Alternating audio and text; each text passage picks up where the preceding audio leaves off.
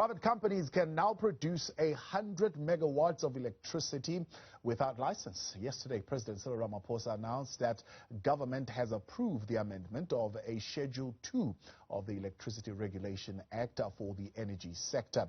Nhlanhla Gumede, the National Energy Regulator of South Africa board member, joins me now to unpack what all this means. Nhlanhla, good afternoon and thank you very much for your time. Does this mean that private companies can now produce their own electricity and they will leave Eskom, and Eskom will be left with non-paying customers and Eskom will collapse? Good afternoon, Thabo. Firstly, the answer to both your, I guess the first question is yes, companies can produce their own power. And in fact, to be quite frank, they have been able to produce that. I think there was, back in last year already, Minister had actually allowed companies to produce own power without actually having to apply for a license if it's own use and they're not connected to the grid. But the answer to the second question is that will they leave Eskom? The answer to that, it depends. So there are those, for instance, that may be producing power, say, for instance, from solar, who might only be producing for 30% of the time. For the other 70% of the time, unfortunately, they'll have to come back to the grid to get the power. What does this then mean now for the regulator as far as this policy shift is concerned? Look, from where I'm sitting is that unfortunately it does mean a whole lot more work for the regulator, actually. And I'll explain it this way.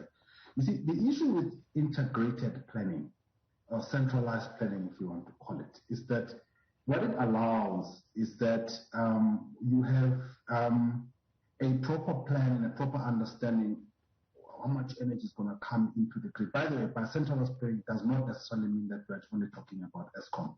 It just only means that even the IPPs, if there's some way of coordination, you know which technologies are going to come on stream, when they are going to come on stream, and somebody does commit that they will actually bring that on stream, and they've got an obligation, for instance, to supply the systems operator with information, and so the system operator would know when a particular plant will be producing. I'm talking about those that are dispatchable.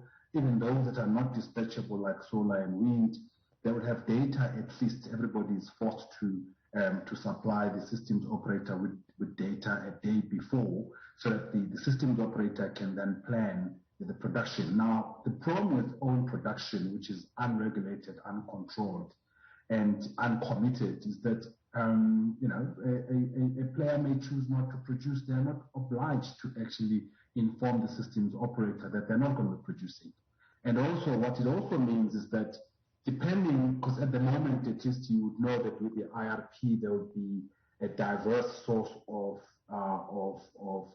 energy resources, is that you can then balance the type of demand with the type of supply sources, or at least you can try to do that. We have not been very successful at it. But the worst thing is that when it's free for all, it does mean that the regulator would actually have to be far more hands-on in terms of at least getting the information and communicating that information with the correct parties. To say, for instance, if all new generation is going to be just solar, as you would know, the sun rises at a particular time and it sets at a particular time. And everybody, if they're all going for solar, for instance, will have an oversupply of energy during a particular period and very little between other periods, in which case somebody else would need to be coordinated to actually fill the gap. That means a whole lot more work for the regulator. Now, you mentioned a very interesting term. You're saying a free-for-all. There are some who are saying, indeed, this announcement means free-for-all for greedy private sector players who are looking for profit, and they will come in, generate electricity, and charge everybody a whole lot more. Is there a way for the regulator to cap the price in which these companies can sell electricity? Well, let's put it this way. If somebody is generating for own use, I mean, as I was trying to indicate, that has been allowed for the longest of time, and there is no limit to it. The issue has not been about people being allowed to generate for own use. but it's companies that want to generate and to sell to you and I without a license, without needing to actually have a license. However, you need to understand that in terms of the law separates out the different functions of the system. The first one being generation, of course, that yes, we can generate power, but in terms of transmission, you also need to have somebody who needs to have a transmission license.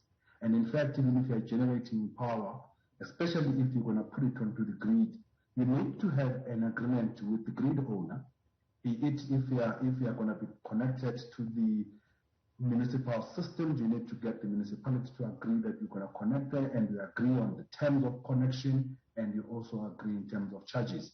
But also, if you want to sell this power to somebody else, you need to have another license called a trading license, because the idea here is that you can't clearly have people that can just charge any price, especially for something like electricity, which is energy in the main, which is like a grudge purchase. So, and because the power would definitely reside with the producer, you need to have an intervening party. So that's where the regulator would still play a very big role. Now, does this mean an end to load shedding? Unfortunately, the answer to that is going to be a no. And I must admit, I do want to warn here, and maybe I may not be coming out as strongly as as I should, in that the problem with uncoordinated generation is that, honestly, there is nothing stopping all of the producers, and rightfully so, that once you've installed solar panels, you basically literally get your energy for free. But there's nothing stopping people from going out there and actually just installing solar panels. But the issue is for most of these own use people, unless they're actually going to be looking at their total demand pattern 24/7 and coming up with a solution that is going to be supplying them 24/7. You will find that during the day, which is not necessarily the time when we actually are short of power anyway, that during the day everybody will have the power, but come nightfall, which has always been our challenge from 5 to 8 in the evening, unless people put enormous amounts of batteries and also find other ways of storing the power they will be generating during the day, they'll have to come back to the grid, which in fact is going to mean those people that have stayed on the grid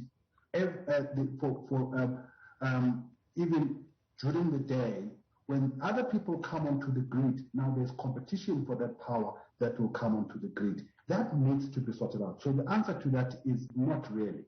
Now, the other question, of course, having explained these complications and what it means you've got free for all. In other words, you've got too many hands that are going to be trying to get to produce power, and now you must be able to regulate all of them.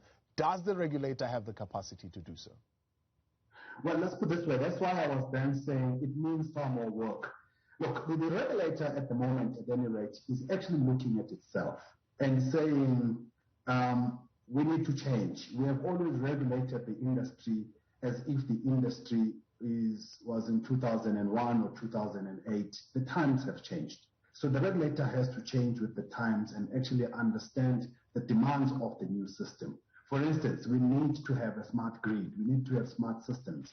We need to itself, internally as the regulator, although the law may allow for 120 days, we should ourselves have moved closer to 60 days in approving licenses. And also, perhaps even our psyche was one of controlling entry, when in fact we should have been facilitating entry. That the minute we change our psyche, we then need to change how we organize ourselves, the IT systems that are going to support all of that, to be able to advance the process. That was the path that the regulator on its own has started. Now, with this change, it just forces us to actually greater accelerate this, because there is going to be a greater demand on the regulator to change the offer that it was offering to the industry, but maybe actually end up with a bigger offer to make.